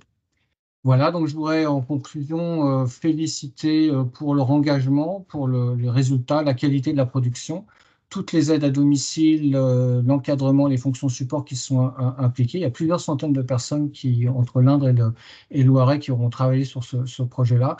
Et puis, une félicitation particulière pour la Grande Bobine, pour son professionnalisme, la qualité de l'écoute, la rigueur du travail, la qualité des échanges qu'on a pu avoir, et puis le sentiment qu'on a eu collectivement et particulièrement à moi à titre personnel, le sentiment d'avoir progressé pendant cette année. Voilà. Merci. Soline, je te laisse la parole. Oui. Est-ce que vous m'entendez? Vous m'entendez? Ah, ok, d'accord, super. Oui, on t'entend. C'est parce que c'est un peu bugué. Donc, moi, ce que je peux dire du projet avec la Grande Bobine, sachant que j'avais pris mon poste que 2-3 mois avant le début du projet de conseillère technique en amélioration continue. Et donc, le projet avec la Grande Bobine a été l'une des premières grandes actions en lien avec la qualité de vie au travail sur lequel j'ai travaillé. Donc forcément, c'est arrivé aujourd'hui à la concrétisation de 1 an de travail et de partenariat. Forcément, c'est un moment fort. Ce que je pourrais dire, c'est que déjà, je pense que l'intervention et des retours qui ont été faits, c'est que Anissé et Mylène ont permis d'être des facilitatrices, si je peux dire, d'ouverture du débat et de libération de la parole des aides à domicile, mais même aussi des services supports. Voilà, ça a permis de montrer qu'on pouvait communiquer sur des sujets même des fois qui paraissaient tabous. Donc voilà, il y a même si voilà l'expérimentation qui commence sur l'intégration des nouvelles salariés et on va dire voilà la chose qu'on met en avant, bien sûr, mais je vois qu'il y a aussi plein d'effets indirects à ce projet. Comme on l'a vu dans le diagnostic, il y a certaines aides à domicile qui ne connaissaient pas vraiment. Elles connaissaient plus l'écriture de leurs collègues sur localisation, mais pas forcément le visage ou la manière de travailler de leurs collègues. Donc déjà, ça a permis, entre guillemets, d'ouvrir des portes, de donner des idées pour développer ça. Voilà, c'est puis d'une certaine manière, toutes les portes qu'on a ouvertes grâce à ce projet ont permis, bien sûr, de faire des découvertes, mais aussi de confirmer des pressentis. Se dire que voilà, c'est pas que nous, dans notre travail de tous les jours, on s'imagine la tête dans le guidon, on s'imagine des choses. Non, c'est ce qu'on pressent existe vraiment à toute échelle de ce métier. Donc, c'est, je pense, à la fois cette confirmation est aussi, bon, bien sûr, demande du travail, vu qu'on a une confirmation qu'il y a des choses qu'on peut améliorer, qu'il faut améliorer pour le bien-être de tous, mais aussi un soulagement parce que on a, entre guillemets, une preuve tangible comme quoi ce n'est pas que le monde de l'aide à domicile qui s'imagine ça. Voilà, j'ai eu beaucoup de retours d'aide à domicile ou même de services support des secrétaires locaux ou des responsables de secteur sur ce projet. Tellement les aides à domicile, certaines, comme c'était un des premiers projets QVT mis en place, elles ont cru qu'Anis et Mylène allaient accompagner tout au long pour la construction de notre qualité de vie au travail. Donc il y a une petite confusion, mais ce qui est normal vu le nombre de projets et d'actions qu'on met en place au sein de Famille Rurale Loiret sur ce sujet-là. Et tous ces projets sont complémentaires. Donc forcément, les petites graines, au bout d'un moment, faut réexpliquer différentes choses pour que tout soit compris.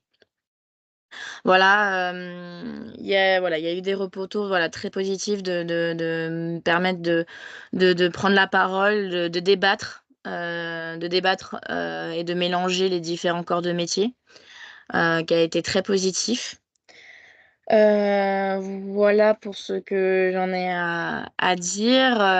Je pense que sur l'expérimentation, même si c'est le tout début, je pense que les outils créés vont être utiles aussi pour dans d'autres cadres. Par exemple, on a surtout parlé du livret d'accompagnement de suivi de la nouvelle intégrée, mais moi je pense aussi au livret qui a été fait, qui est entre guillemets une version plus agréable à lire que de notre livret d'accueil salarié. Et je pense qu'il va être utile, pas que pour les référentes ou les nouvelles salariées, mais va être utile aussi pour les anciennes voilà, grâce à ce projet, on s'est rendu compte du nombre incalculable d'informations qu'une nouvelle aide à domicile devait ingérer, et c'est totalement humainement impossible. Donc il faut trouver des manières ludiques de les transmettre et de les rappeler, sans que ça soit une tare de redemander l'information. Donc voilà, je pense que ce livret va inspirer aussi pour réfléchir comment transmettre et comment garder l'information toujours vivante au sein de notre organisation. Voilà pour moi.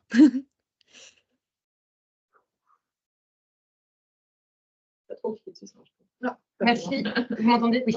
Merci Soline pour le témoignage. Je vais laisser la parole maintenant à la Fédération de l'Indre, représentée par Sarah Etienne, directrice de la Fédération départementale, et à Léopoldine Ritten, qui est responsable qualité du service de maintien à domicile de l'Indre. Bonjour.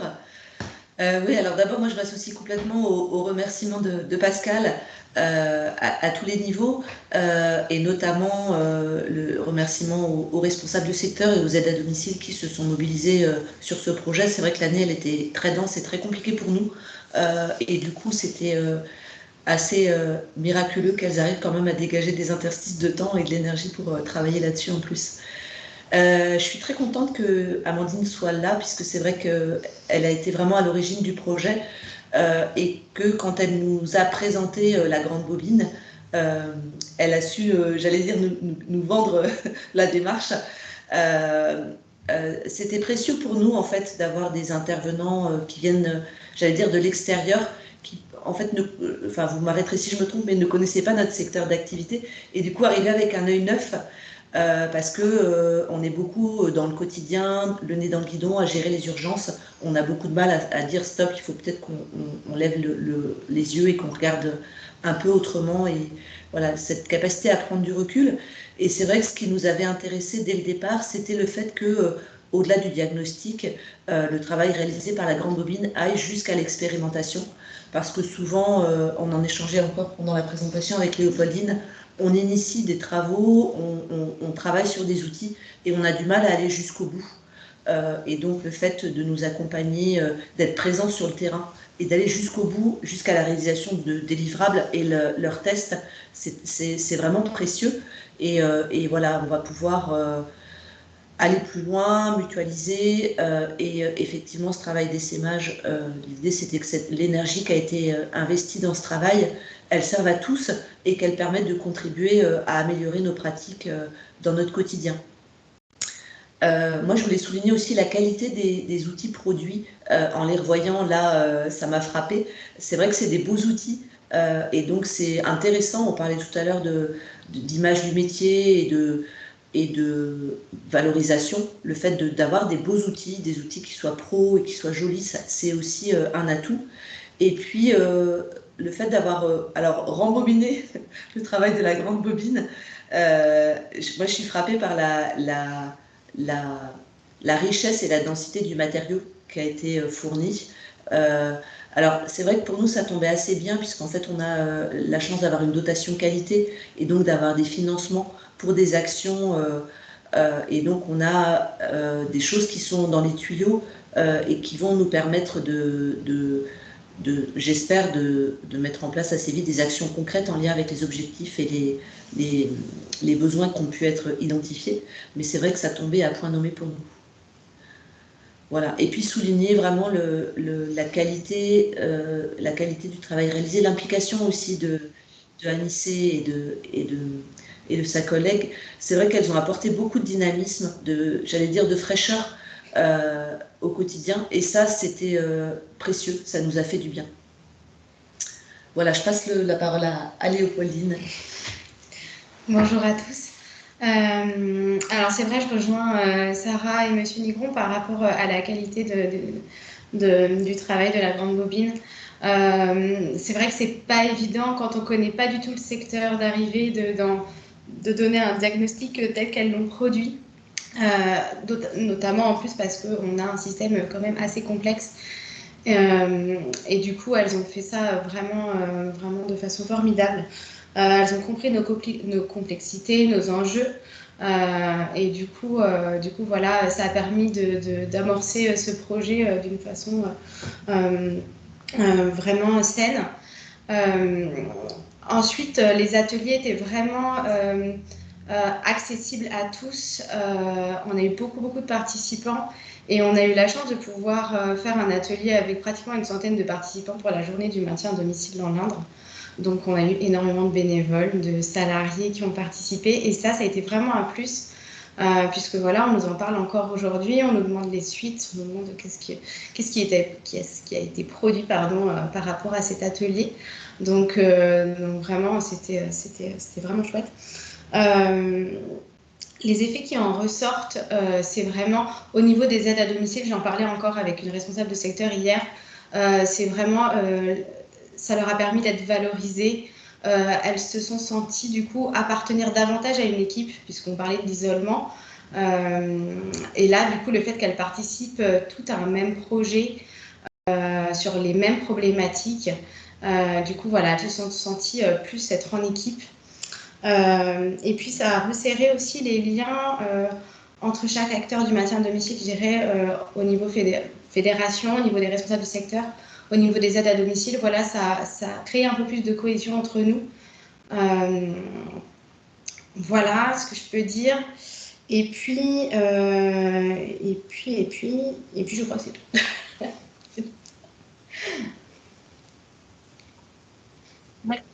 Merci pour votre témoignage. Nous, on voulait remercier tout le monde. On va faire assez court, mais c'est un projet qui nous a énormément touchés. On a été déjà très bien accueillis. C'est un sujet aussi qui a suscité énormément d'engagement, que ce soit des côtés des salariés, du côté aussi de partenaires et d'intérêts plus globalement autour de nous, en fait. On voulait souligner l'engagement de tous les acteurs et actrices des deux fédérations. En fait, je pense que la participation au projet a permis la réussite de ce projet. Merci autant que vous nous avez accordé aussi à la confiance que vous nous avez donnée, puisque c'est pas forcément évident quand on arrive avec des méthodes un petit peu floues au début. Donc, on voulait vraiment souligner ça, vous remercier et puis remercier toutes les aides à domicile et les responsables de secteur qui ont donné de leur temps aussi pour travailler sur ce sujet-là et travailler avec nous. C'est très important. Ouais, non, moi je veux juste finir en remerciant aussi Famille Rurale, quoi, parce que c'est vrai que Pascaline Gron l'a dit, le diagnostic est sans concession et il y a beaucoup de transparence. Et pour nous, c'est quand même vraiment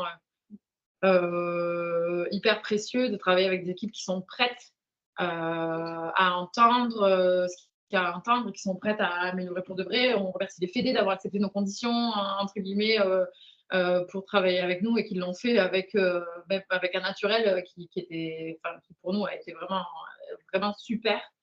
Voilà, à chaque livraison les diagnostics, ce qui sortait de la co-construction, tout était reçu avec écoute et une posture que nous, on a rarement de la part de nos clients ou partenaires. Et donc, vraiment, merci beaucoup aussi pour ça, parce que moi, j'ai pas vu le terrain, donc je peux pas dire autre chose, mais là-dessus, vraiment, bravo aussi pour votre engagement et pour votre posture, parce que c'était vraiment super chouette d'être témoin de ça, en tout cas, de mon côté.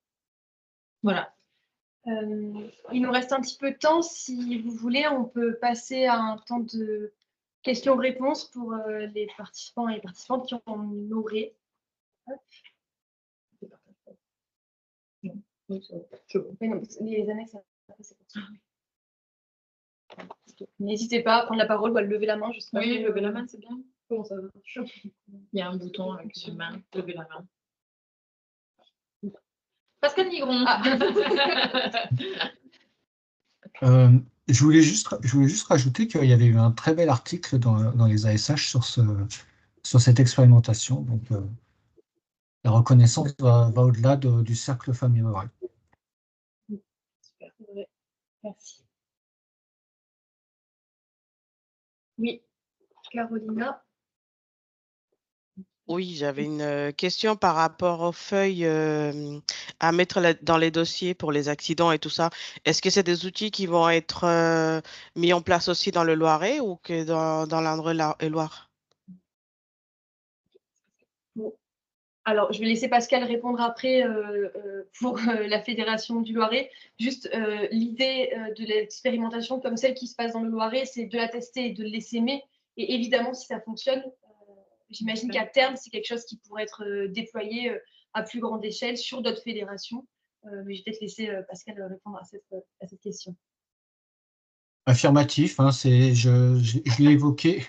Non, mais je l'ai évoqué, il y a cette démarche d'essaimage, il y a aussi plein d'autres idées qui n'ont pas été présentées aujourd'hui, qu'on ne veut surtout pas oublier. Donc, c'est le commencement d'une démarche de progrès. Voilà.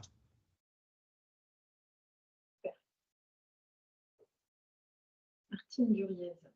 Oui. Martine? Martine, votre micro, vous pouvez on n'entend pas. Oui. Oui, merci Vincent. Voilà, donc je me présente quand même, Martine Duriez de la Fédération nationale, administratrice en charge du mandat aidé. Donc je salue au passage également Amandine Descamps. Voilà. J'avais une question par rapport à un moment donné dans la restitution, vous avez parlé de la place de la famille, des accords. Alors quelle était en fait... pour vous, quelle est la place de la famille dans les services à la personne, entre guillemets, famille rurale?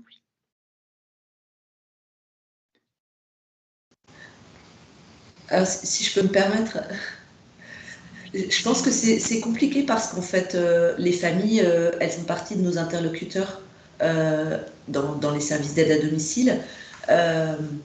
À la fois, elles ont une place importante et c'est aussi une béquille pour nous, parce que ça veut dire que quand il y a une difficulté, on sait que la personne n'est pas seule, on peut avoir des relais.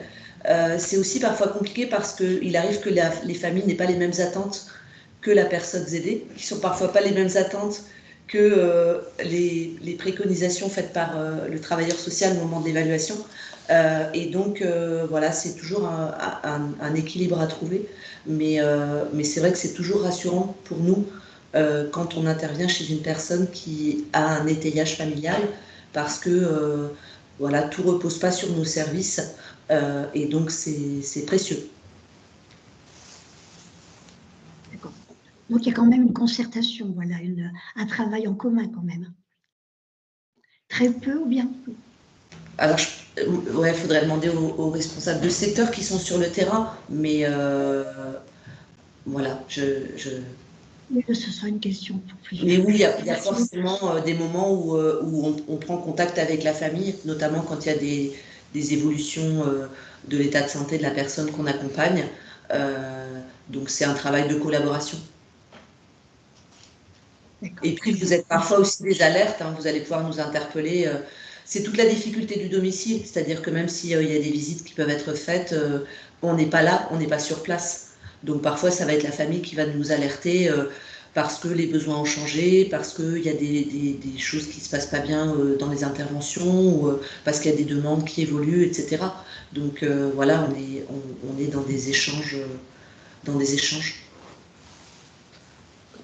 J'ai cru comprendre aussi que dans certaines expérimentations, il y avait des échanges avec la famille, voilà, pour voir un peu la nécessité de mettre un binôme pour certains actes. Tout à fait, tout à fait. Oui, oui. À la fois pour les aspects organisationnels et puis aussi effectivement pour les aspects financiers, puisque parfois ça peut générer un coût supplémentaire et donc la famille peut accepter ou pas de prendre en charge ce coût supplémentaire. On a aussi des situations où la famille est loin et où du coup inversement, elle va se tourner vers les services d'aide à domicile pour avoir des nouvelles et puis suivre un peu l'évolution de l'état de santé. Et donc, il arrive que nous, on alerte la famille, justement parce que on arrive au bout d'une prise en charge ou parce qu'il y a besoin d'aide supplémentaire ou de matériel, etc. Et donc, voilà, il y a pas mal de concertation. Catherine, n'hésitez pas, Catherine et Caroline, à compléter parce que c'est vrai que c'est votre quotidien. Oui, effectivement. Le maintien à domicile des personnes âgées, c'est un travail d'équipe entre nous, le service de maintien à domicile, les SIAD, les infirmières et les familles. Donc, si on doit mettre des interventions en binôme, il faut que, enfin, c'est un travail en commun et généralement, quand on a la chance d'avoir des familles, elles souhaitent aussi être partie prenante de la décision. Donc, voilà. On fait appel aux familles, on ne prend pas de décision parce que quand les personnes ne sont plus vraiment en état de prendre les décisions seules pour la facturation, enfin voilà, les familles sont vraiment présentes. Donc on doit faire appel à elles pour mettre en place les binômes quand les familles sont là. Ouais.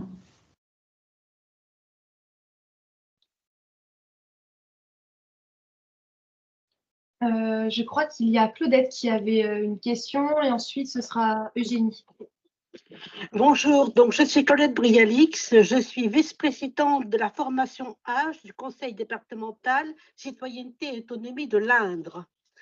Je vous remercie pour ce travail parce que nous avons un groupe de travail et nous allons poursuivre.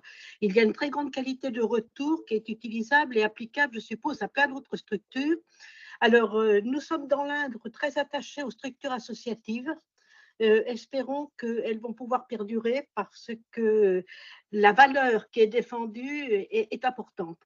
Ma question porte sur la relation au domicile dans le cadre de la désertification médicale et de la relation avec l'hôpital, entrée-retour. Est-ce que ce sujet a été soulevé par certaines, des aides à domicile parce qu'elles sont confrontées souvent à des relations médicales plus que compliquées, dans la mesure où en plus elles sont entre guillemets souvent vécues comme la dernière roue du carrosse et qu'elles ne sont informées de rien.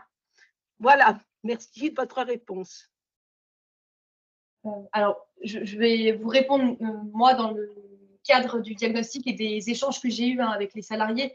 Je pense que de toute manière, les fédérations répondront de manière plus complète que moi. En tout cas, oui, c'est quelque chose qui a été dit, notamment justement sur… on en a parlé des glissements des tâches, mais les glissements des tâches s'appliquent justement par le désert médical en ruralité, avec des rendez-vous qui mettent de plus en plus de temps, des SIAD et des infirmières libérales qui sont surbookées, en fait, surchargées, avec des listes d'attente, et des aides à domicile qui se retrouvent avec des bénéficiaires qui ont besoin parfois en fait, d'actes de soins, qui, elles, n'ont pas le droit de le faire. Et en même temps, qu'est-ce qu'on fait? Est-ce qu'on laisse le bénéficiaire tout seul, un peu en galère, quoi. Et donc voilà. Et puis, donc ça a été une vraie question justement entre droit et devoir. Est-ce qu'on fait que ce qui relève du droit? Est-ce qu'on fait ce qui relève du devoir, donc qui est lié aussi à une éthique personnelle, ça, c'est quelque chose qui a été abordé, mais dans le cadre du projet, ce n'est pas un axe que nous avons pu développer pour des raisons de temps et puis des raisons financières. Ouais, de partenariat. Et de partenariat aussi. Voilà, mais peut-être que… Non, je pense que ça répond. Ça répond à votre question? Oui, oui, en partie. En partie, bon, très bien. Après, on évoquait la famille, mais je pense que la relation avec les partenaires et notamment avec les centres hospitaliers, c'est un peu la même chose. C'est-à-dire que parfois, on a vraiment des beaux exemples de coordination où ça se passe bien et où du coup, on a une concertation préalable et on arrive à faire un retour à domicile qui se passe dans de bonnes conditions. Et on a à l'extrême la sortie d'hôpital pas du tout anticipée, où la personne est déposée chez elle, on n'est parfois pas informé, et du coup, souvent le vendredi d'ailleurs, en fin d'après-midi, et donc du coup, c'est très, très sportif, et on se retrouve à gérer des situations d'urgence dans de l'inconfort complet. Merci. Et encore, je laisse vraiment les acteurs de terrain compléter, hein, parce que c'est vrai que... Mais oui, c'est pas toujours simple.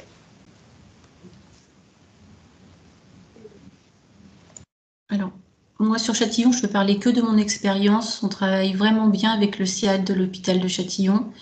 On se concerte. Quand il y a des difficultés, je lui demande si elle peut prendre un dossier. Parfois, elle ne peut pas en totalité, mais justement, les binômes permettent aussi, enfin, on fait beaucoup de binômes avec le SIAD. Et les binômes entre aide à domicile permettent de compléter parfois quand les SIAD ne peuvent pas intervenir. Merci. On va passer la parole à Eugénie. Bonjour à tous, je suis Eugénie, je me présente, je suis Eugénie Gillet-Valch, je suis salariée de l'association d'éducation populaire qui est labellisée Espace de vie sociale par la CAF de l'Indre, donc qui s'appelle Kaléidoscope, et je suis animatrice et coordinatrice d'un service qui s'appelle Rosalie, qui est un service d'animation de la vie sociale des seniors en Brenne.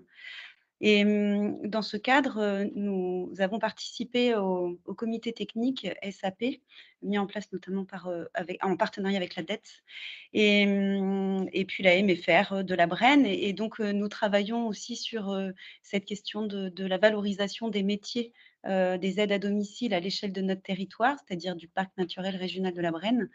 Et voilà, je remercie la Grande Bobine de toute cette restitution. Merci à Sarah Etiève de m'avoir invitée parce que je trouve que c'est plutôt encourageant de voir toute cette mobilisation qu'il y a autour des métiers des services, des métiers des aides à domicile qui sont en tension et pour donc je peux vous vous proposer le projet rapidement, vous le présenter. Donc nous menons un projet sur la valorisation des métiers du grand âge en 3 axes, avec un des axes qui s'appelle la clinique de l'activité en Brenne, qui est une démarche expérimentale sur le parc auprès de 2 fédérations, la fédération ADMR qui a accepté de participer à l'expérimentation et la fédération donc Famille rurale de l'Indre qui a accepté, malgré leur engagement déjà auprès de l'expérimentation de la Grande Bobine, de participer également. Et nous sommes du coup en phase d'expérimentation et d'entretien avec les aides à domicile et nous allons tenter de croiser nos travaux entre la Grande Bobine et ce que nous sommes en train de mener, même si c'est à une plus courte échelle, puisque nous sommes 7 à domicile et 2 responsables de secteur engagés sur ce projet. Voilà, nous verrons à la suite ce qui va pouvoir dégager de cette expérimentation de clinique de l'activité, qui est donc d'aller voir l'infiniment petit de ce qui se passe lorsque l'on mène une tâche professionnelle.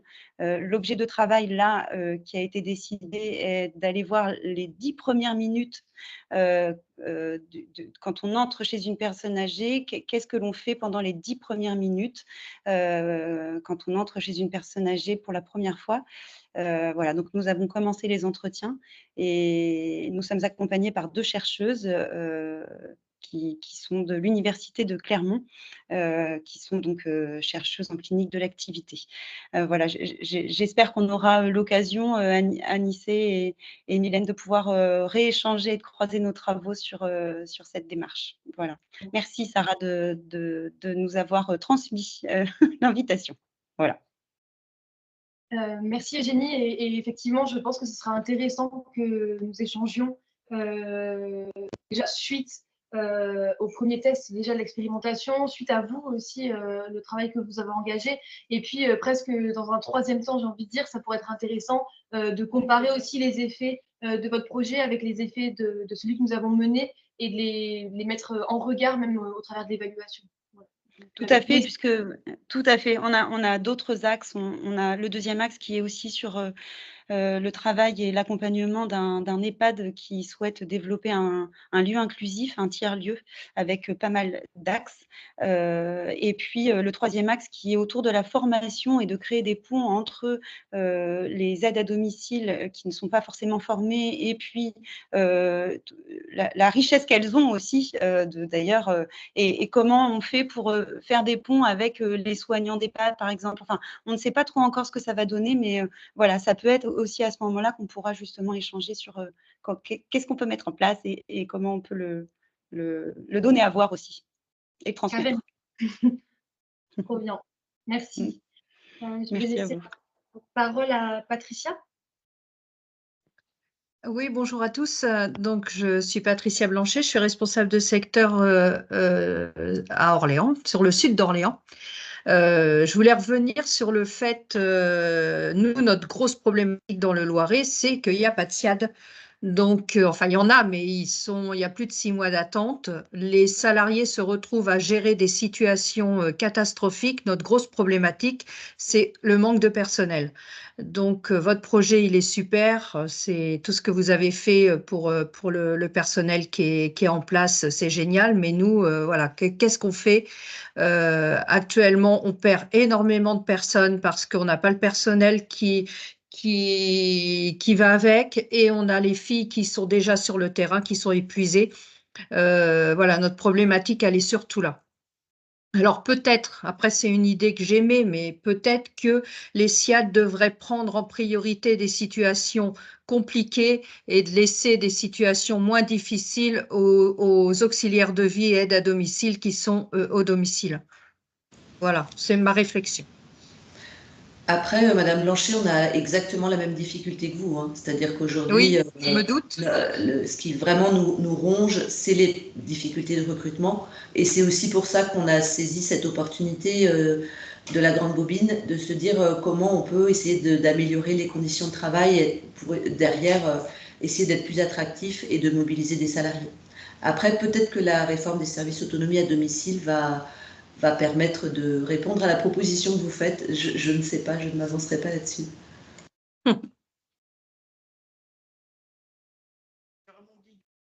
Merci Patricia. Je vais laisser la parole du coup à Martine, qui lève la main. Votre micro est coupé. Voilà, je reprends la parole quelques minutes. J'ai oublié de vous remercier, toute l'équipe et surtout l'implication, le travail avec tout le personnel, avec les aides à domicile. Je trouvais que c'est vraiment quelque chose de très beau et qui va vraiment servir. Voilà. Merci. Carolina, tu avais levé la main à un moment. Est-ce que tu veux intervenir?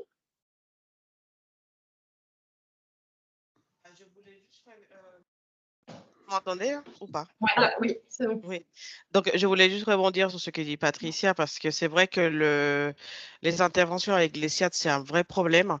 Les SIAD se retrouvent à faire des toilettes simples, des choses qui peuvent très bien faire une auxiliaire de vie, alors que les situations un peu plus importantes sont laissées des côtés. Du coup, ils se retrouvent débordés.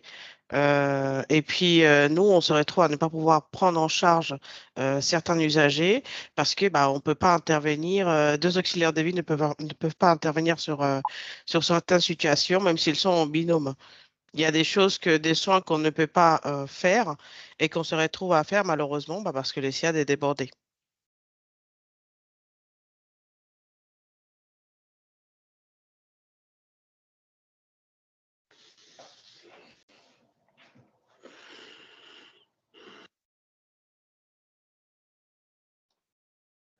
Vous m'entendez? C'est bon, merci pour le complément, Carolina. C'est vrai, c'est une problématique qu'on a pu aussi se rendre compte lors de l'immersion, en effet. Est-ce que vous avez d'autres questions à poser?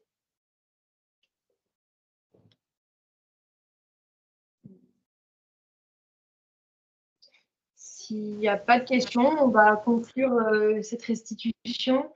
Alors, pour information, du coup, ça a été enregistré. Si certaines n'ont pas pu être là ou souhaitent la voir, nous la mettrons sur notre chaîne YouTube. Également, il faut savoir que le diagnostic que nous avons effectué est en open source. Donc, vous le retrouverez sur nos réseaux sociaux, on l'a publié. Vous pouvez aussi nous demander ou nous joindre par mail. On va vous mettre nos mails dans la barre du chat. En tout cas, on voulait vous remercier. Merci pour votre intérêt. Merci d'avoir participé à cette restitution. Encore une fois, merci aux fédérations et puis à très bientôt. Je ne sais pas si Amandine qui est là avait une réaction par rapport au travail fourni, en fait, puisqu'elle a été à l'origine du projet, mais c'est vrai qu'on ne s'est pas revus depuis. Et, Vous m'entendez? Oui. Oui. Ah bah, vous me prenez un peu au début. J'ai pris du temps pour. Je suis au travail pour suivre le webinaire, puisqu'en fait, j'avais en effet lancé le projet et puis ça me tenait à cœur de suivre la restitution, de voir l'avancée du projet à la fois sur le Loiret et sur l'Indre. Bon, je ne doutais pas des capacités de la Grande Bobine d'apporter leur savoir-faire sur les outils proposés, la pédagogie, notamment l'entrée. Moi, ce qui m'avait intéressé, c'était aussi l'immersion dans les fédérations et d'être au plus près des aides à domicile et des acteurs du terrain, des responsables de secteur. Donc, voilà, je suis ravie en tout cas que le projet se soit bien déroulé déjà a priori et que c'est porté ses fruits. Et puis, je doute pas que la fédération, les fédérations de l'Indre et du Loiret continueront à travailler sur l'aide à domicile et sur l'amélioration notamment des conditions de travail des aides à domicile. Donc voilà, content de vous revoir. Bonjour Martine également. Et puis encore un grand merci à la Grande Bobine pour la qualité et puis voilà, aussi également ravie d'avoir le retour de la Grande Bobine sur le fait que voilà, la fédération famille rurale, les fédérations ont bien accueilli l'agence et bien travaillé de façon en concertation. Et j'en doutais pas, donc voilà, ravie en tout cas d'avoir ces retours et je souhaite bonne continuation à tout le monde. Merci beaucoup. Merci. Merci. Bon, eh bien, écoutez, merci beaucoup à tous et à toutes d'avoir été là. Et on vous dit, vous avez eu nos mails, du coup, en tout cas celui d'Anissé sur le chat. Prenez-le si vous le voulez, parce qu'on va fermer la vidéo et il va disparaître. Merci encore et bravo. Et évidemment, nous, on reste disponible pour les autres aussi acteurs. Là, il y a eu Eugénie qui a parlé, mais s'il y a aussi des conseils départementaux qui veulent juste discuter avec nous et avoir des retours comme l'a dit Anissé sur le diagnostic, sur nos méthodes, évidemment, on est disponible. On l'a dit, c'est un sujet qui nous tient à cœur, donc on est très content d'y avoir participé. Et puis bon, pour l'Indre et le Loiret, on se reparle dans pas longtemps. Bon, voilà, merci beaucoup à tous et bonne suite d'après-midi. Merci à tous. À bientôt. Merci, au revoir. Merci beaucoup les filles. Bonne continuation. Merci. Merci. Au revoir. Au revoir. Au revoir. Au revoir, merci. Non, allez pas. Pourquoi? C'est toi. Soline? Excuse-moi. Oui. Pour l'enregistrement. Attends, faut que je l'arrête déjà. Oui, bon, je peux le Voilà.